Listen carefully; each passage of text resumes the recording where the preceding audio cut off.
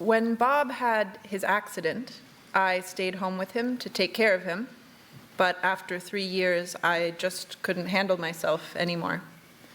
It was just too much.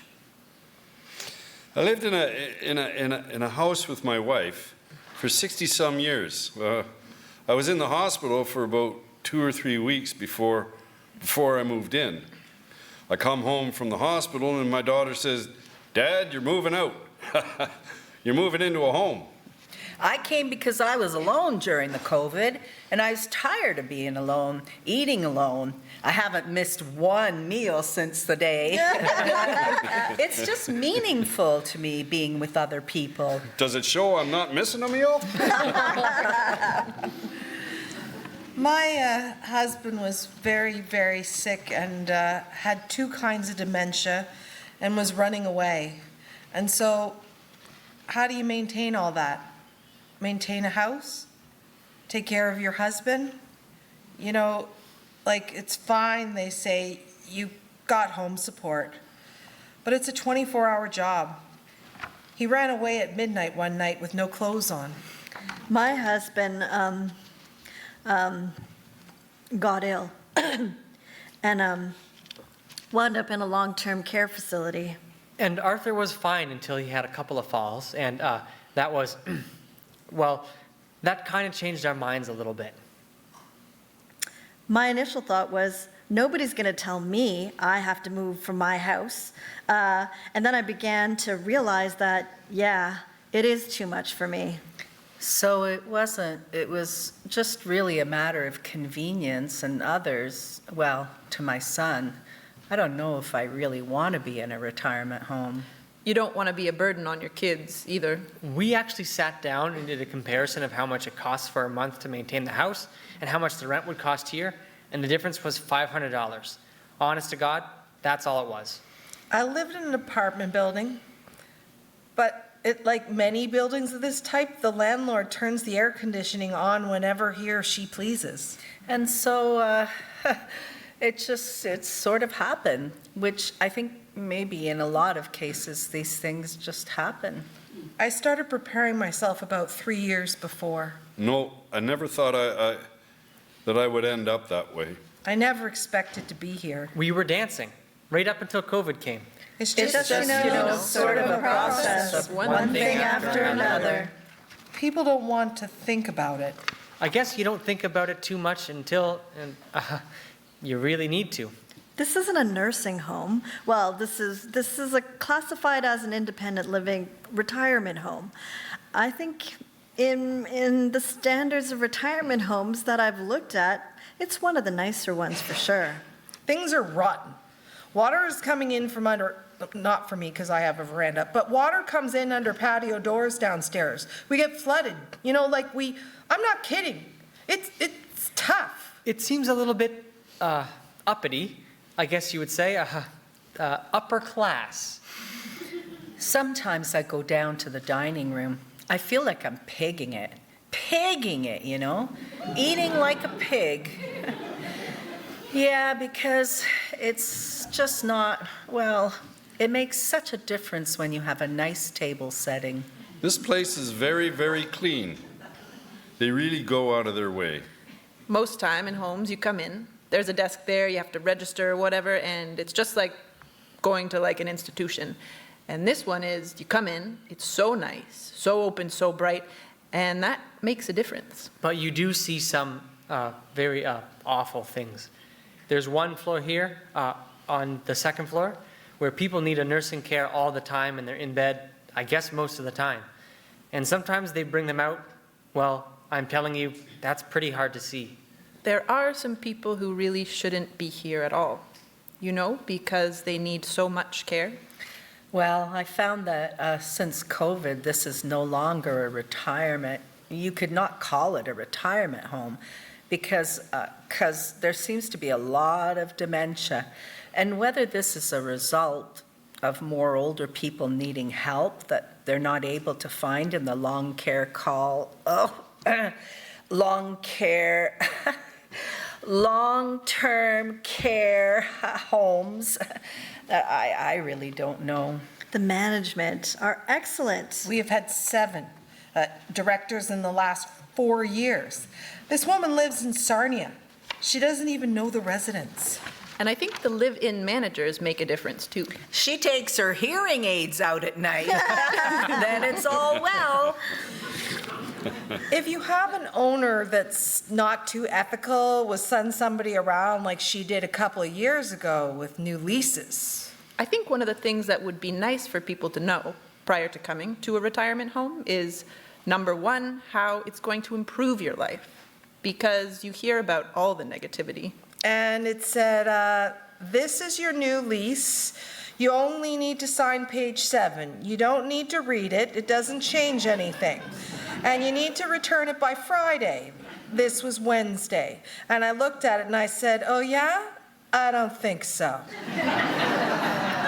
Don't forget that they're being paid to manage. So I phoned the landlord-tenant board, and it said, the consequences of signing this lease will be 10 working days after, you will be getting a new letter saying that in accordance with the new lease you signed on such and such a date, your rent is now the current rate. And that's what would have happened. And I knew that. I knew that. I've done enough fraud cases in my days. So, it's not illegal. Very unethical. And that, to me, is elderly abuse. I say to my kids, you know, kids, this is not my home. My home as a dad is with you. This is not my home. This feels like home for me. We like it, but it's not like home. We call it home. She looked at me, she said, it's not home.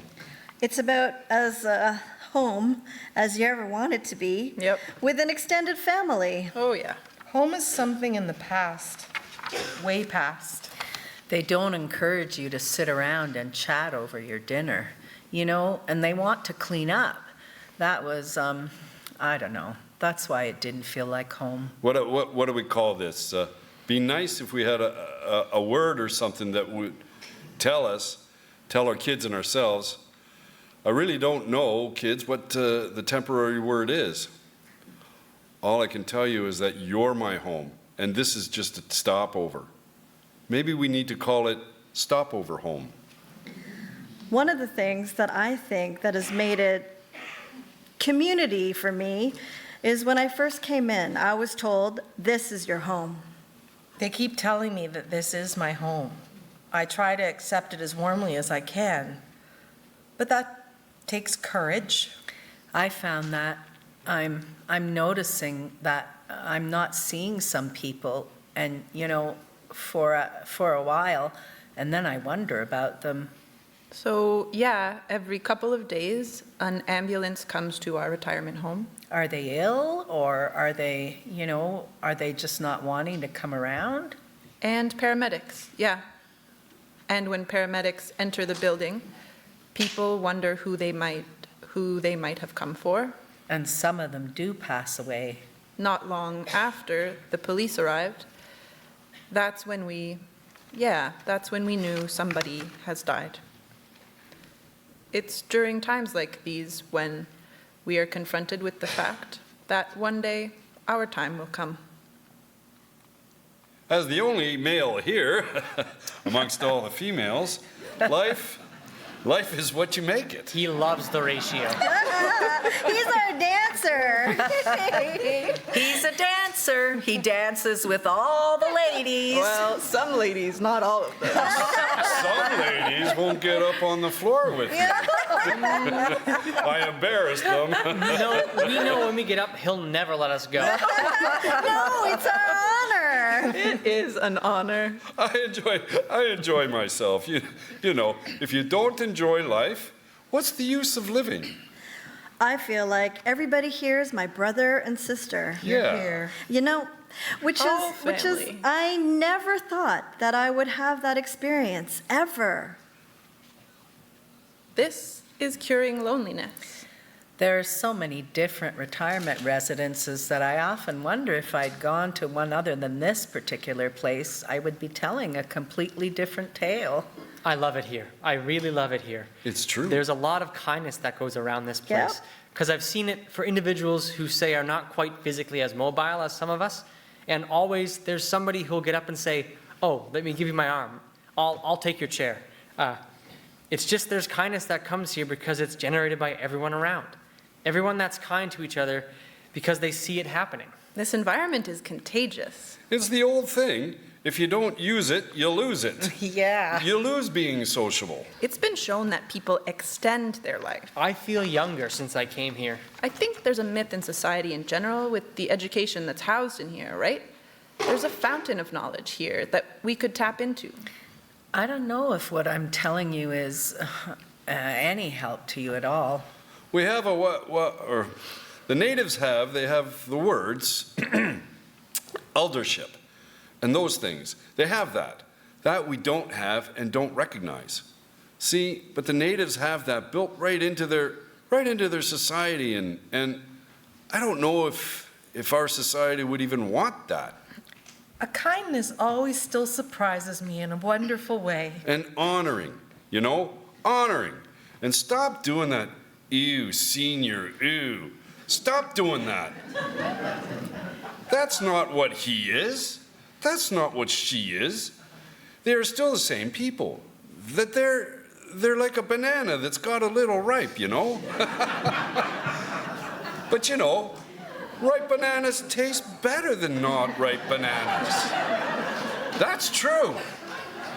Ripe bananas they've got a sweet to it, and they got a few bruises on their body and brown spots and that, And for the longest time, people think, oh, that they're rotten. Rotten? That's the best banana. We are born completely dependent on everybody else, completely dependent. And as we grow older, we are independent. We run our own life as we like. We get older, and gradually again, we become dependent. That's true. Exactly. And comes the point we're so dependent that we have to come to a place like this, and this is a fact. We have to accept that we are dependent at different degrees, but that's the human law on planet Earth. That's right. Well said. I think the whole thing is to keep a good attitude towards it all. Laugh when you can, and cry when you have to. Life is too short. Yeah, exactly. Life is too darn short. Oh, my truck driver is coming out, sorry.